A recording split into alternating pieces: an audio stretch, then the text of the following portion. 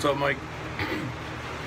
Gonna do that contouring video you asked for. I don't have a tripod for my phone, so I kind of rigged it up there. I hope it doesn't fall. But, I'm gonna start off with some zirc. I just milled it down to 90 thou because it was 130, and since they're gonna be scales, I don't want it to be so thick, and I don't want to have to grind all that down, so I just milled it down. I'm gonna start things off with 60 grit. I'm probably gonna spend a while on the 60 grit because I gotta remove all that milling from the scale, so that's gonna take a little while.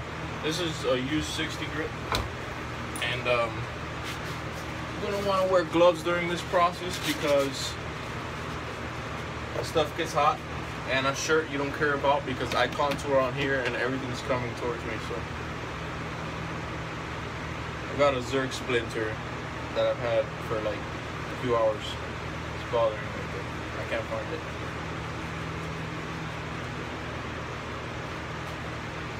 I'm gonna put my mask on, so I'm probably not gonna talk, but I'll stop in between grits and talk a little.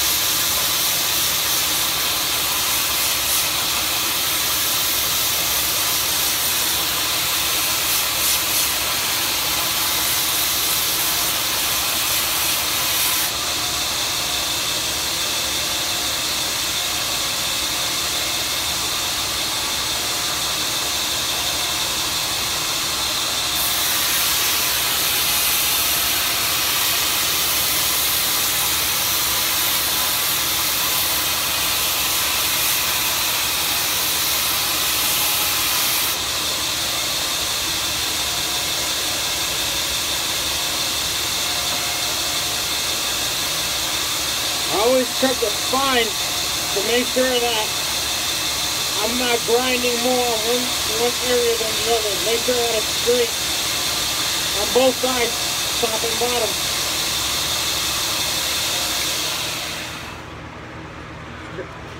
It's very easy to, when you're grinding like this, to put too much pressure towards this butt end, and it'll round that over a little bit too much.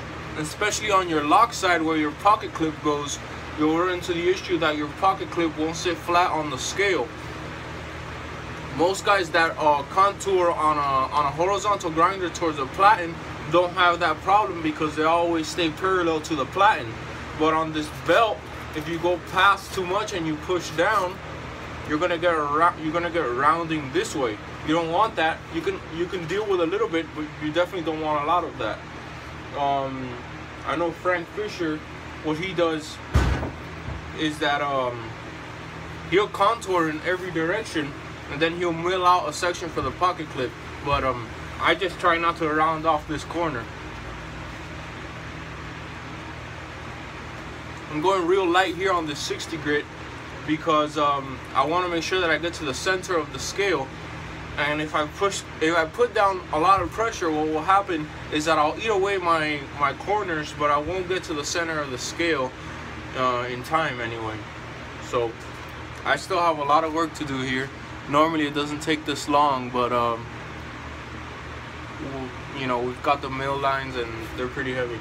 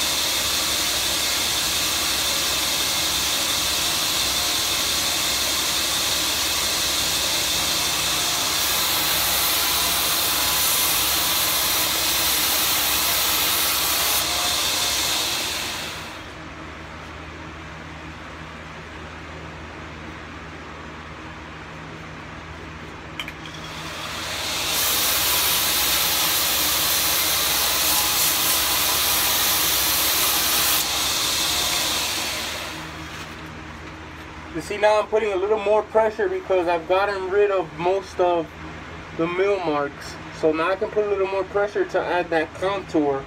And you're seeing me use the corners of the belt.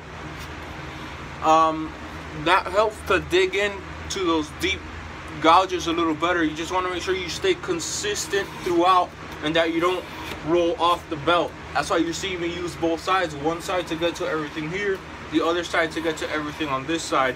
You don't want to do this. That'll do that thing I talked about before.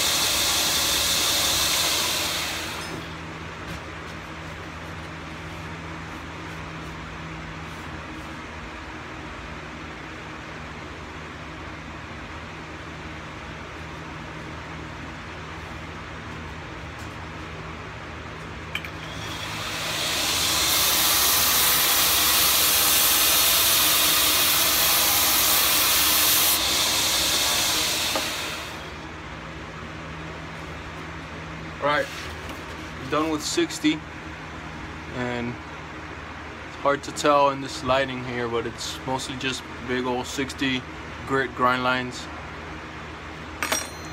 I jump from 60 to 120. If the 120 is not fresh, it won't remove all the 60 grit grind lines, but you can jump to 80 if you want in between. I don't buy 80 grit belts just because I don't find them necessary, but I do have the A100 belts, which sometimes are a good in between.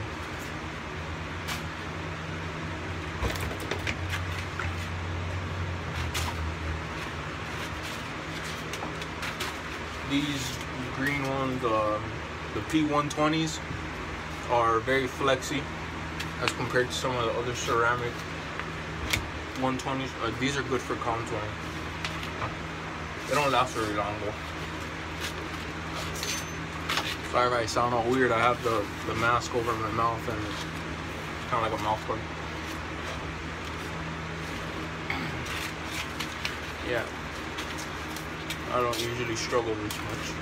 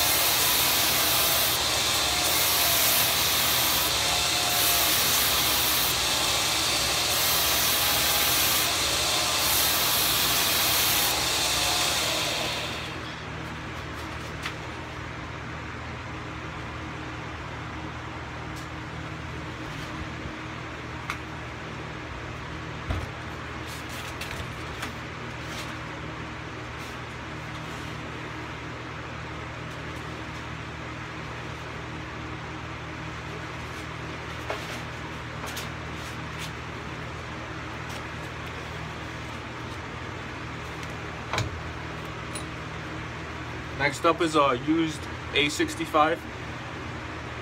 Like I said, sometimes I'll jump to the A100 right after the 120 if it wasn't very heavy. But the A65, if it's not too old, it'll do its job.